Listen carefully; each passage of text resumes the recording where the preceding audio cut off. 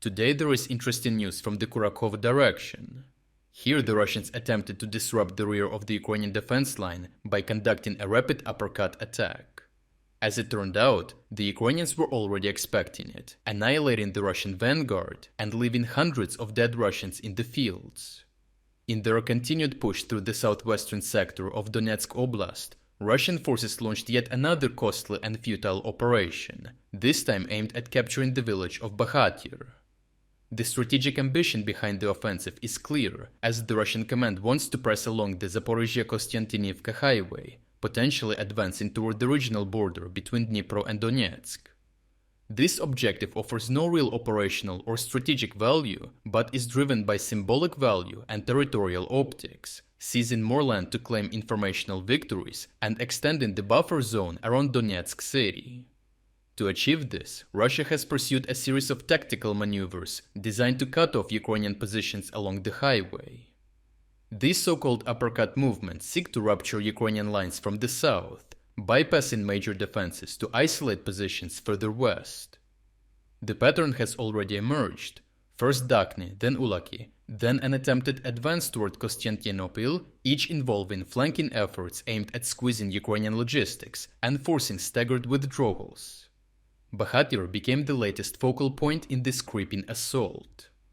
Operationally, Russia tries to storm Bahatyr with a combination of motorcycle and quad bike rush tactics. These rapid assaults target the village's flanks and field roads, with the intent to infiltrate residential areas, occupy basements, and build up numbers to contest control. Tactically, this kind of assault depends on speed and shock, catching defenders off balance before reinforcements can respond.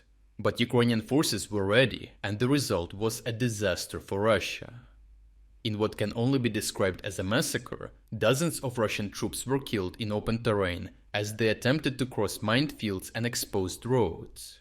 Ukrainian kamikaze drones struck with devastating precision, obliterating motorcycle teams mid-advance. Minefields tore through columns of bikes and quads. Grenades dropped by drones finished what remained.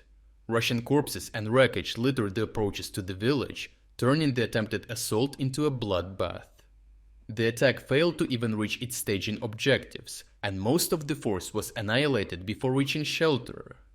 Some Russian soldiers did manage to infiltrate parts of Bahatyr during night movements or under the cover of fire. When this happened, Ukrainian special forces launched immediate clearing operations. These are not random responses, but pre-coordinated sweeps designed to prevent Russian troops from consolidating within the village. Ukrainian tactics here focus on denying the enemy the time or space to build up critical mass inside the settlement. If left unchecked, even small Russian infiltration units could become a foothold capable of drawing more forces and exerting rear pressure on Ukrainian lines to the north. The counterattacks proved successful, and by the end Ukrainians had ensured the village was 95% free of enemy presence, securing its functionality as a defensive position, as holding Bahatyr is vital. By nullifying all Russian gains and making the Russians lose hundreds of soldiers for nothing, the Ukrainians underscored the futility of the Russian attacks and the general Russian approach to the war, where thousands are thrown each day into the meat grinder with more political than military logic, and yet the results are missing. Overall, Russia's reckless assault on Bahatyr achieved nothing but losses. If they have managed to establish control there, the Russians would have had a launchpad to undermine the defense of Kostiantynivka and force Ukrainian units to retreat, not because of direct defeat, but due to severed supply lines and the looming threat of encirclement. For Ukraine, however, the successful defense and counteraction show how discipline, coordination, and clever usage of weapons like drones and mines can turn even a vulnerable frontline village into a fortress and a graveyard for the invaders. If you are against the invasion of Ukraine and you want to support the work that I am doing, consider subscribing to our own independent news website. Here you can find our exclusive strategic insights, comprehensive overviews of all fronts, and regular tactical analysis videos. By subscribing, you will not only show your support for this channel, but also help and defend independent journalism. The link to our website is in the description. Thank you for watching this report, and I appreciate everyone who stepped up to join us.